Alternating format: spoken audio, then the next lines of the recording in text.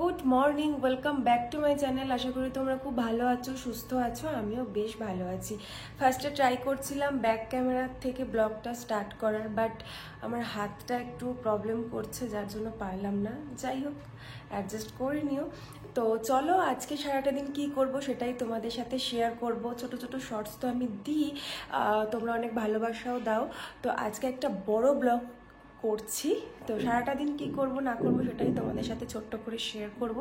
তো চলো দেখতে থাকো আজকের ব্লগটা।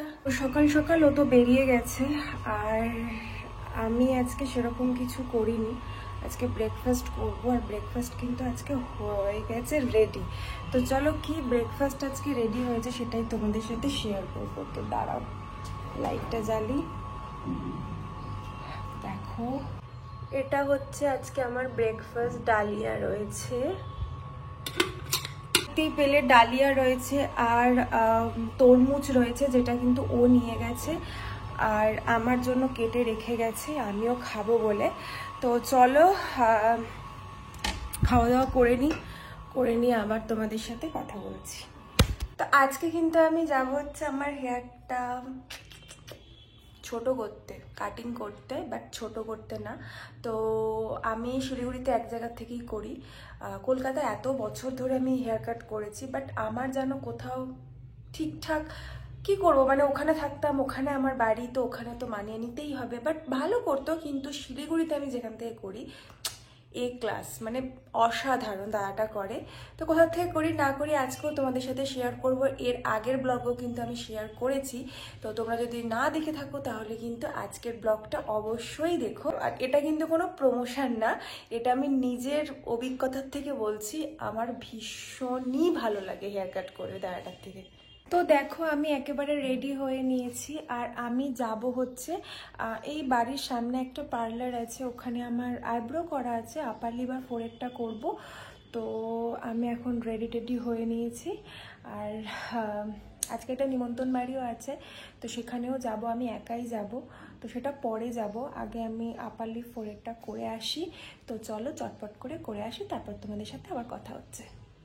গাইজ, তো আমরা এখন বেরিয়ে পড়েছি রেডি হয়ে গিয়ে, আর এটা হচ্ছে শিলিগুড়ি হিলকাট রোডে এই পার্লারটা, অ্যাপিরিয়েন্স। তো সেখানেই যাচ্ছি, তোমাদেরকে আবার একবার বলে দিলাম।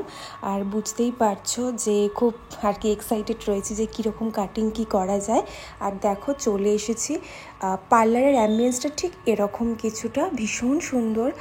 আর এই যে দাদাটাকে দেখছো, এই দাদাটাই কিন্তু প্রতিবারে আমার হেয়ার কাট করে, আর ভীষণ সুন্দর হেয়ার কাট করে, এটা নিয়ে কিছু বলার নেই। লাস্ট ফিনিশিংটা তো তোমরা দেখতেই পাবে, তার জন্য কিন্তু ভিডিওটা কন্টিনিউ দেখতে থাকো, স্কিপ করো না। আশা করি খুব ভালো লাগবে।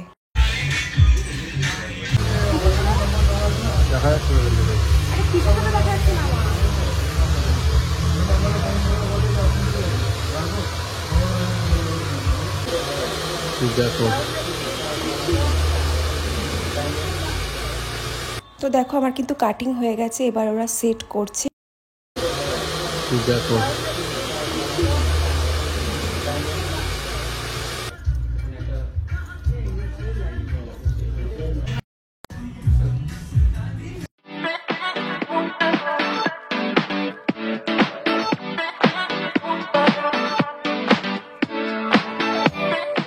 কেমন লাগলো আমার হেয়ার কাটটা অবশ্যই কিন্তু জানিও। এটা কিন্তু লং লেয়ার কাট, তার সাথে বাটারফ্লাই রয়েছে। আর তারপর কিন্তু আমি আমার বরকেও বললাম যে তুমিও তোমার হেয়ার কাটটা করিয়ে নাও।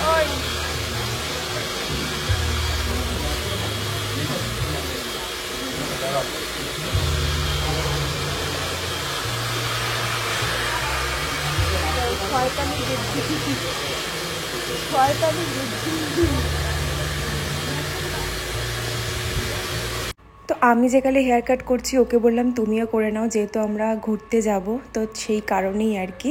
তো দেখো, ও কিন্তু বসে পড়েছে, ওর হেয়ার কাটের ফিনিশিংটাও তোমাদেরকে অবশ্যই শেয়ার করব। আর আমারটা তো শেয়ার করলামই। আর দেখো, দুষ্টুমি করতে করতে কিন্তু দুজনে মিলে আমরা হেয়ার কাট কমপ্লিট করে ফেলেছি। আর তোমাদের কীরকম লাগলো আজকের ব্লগটা, হেয়ার কাটিং সবটাই কিন্তু আমাকে অবশ্যই কমেন্ট করে জানিও। বাই।